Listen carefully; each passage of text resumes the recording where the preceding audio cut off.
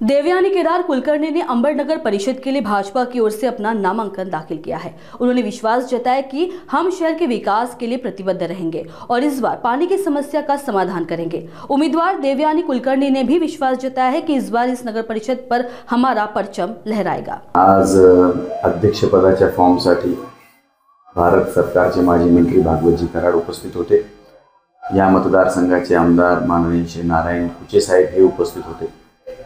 पक्षांनी जो आमच्यावर विश्वास ठेवून आम्हाला उमेदवारी बहाल केली त्याबद्दल सर्वप्रथम मी पक्षाचे आमदार साहेबांचे व सर्व कार्यकर्त्यांचे आभार मानतो व येणाऱ्या काळामध्ये शहरासाठी जे जे करणं गरजेचं आहे, शहर विकासासाठी ज्या ज्या गोष्टी करणं गरजेचे आहे त्या गोष्टीसाठी आम्ही कटिबद्ध आहोत। काय सांगणार किती जागा येऊ शकतात आपल्या?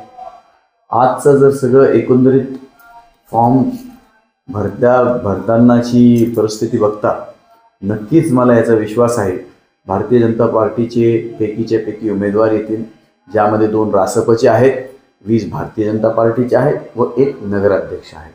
असे सर्वच्या सर्व उमेदवार हे भारतीय जनता पार्टीचे निवडून येतील। पक्षांतर्गत मध्ये काही नाराजगी देखील होत आहे, काय सांगणार? पक्षांतर्गत नाराजगी वगैरे असं काही नाही। सर्वांनाच उमेदवारी मागण्याचा अधिकार असतो, सगळ्यांनीच त्यासाठी प्रयत्न केले। शेवटी पार्टी जो निर्णय घेतील तो सर्व मान्य असतो, त्यामुळे मला असं वाटत नाही की पक्षांतर्गत काही नाराजगी राहील। सर्वच जण पुढे राहून पक्षाचा प्रचार। आमदार साहेब आणि कराड साहेब यांच्या उपस्थितीत आज नामनिर्देशन पत्र भरलेलं आहे।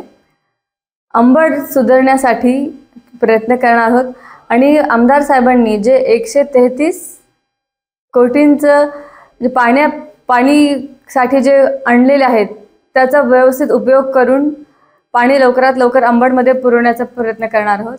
आणि आमदार साहेबांनी जो विश्वास दाखवला आहे तो मी नक्कीच सार्थ करेल।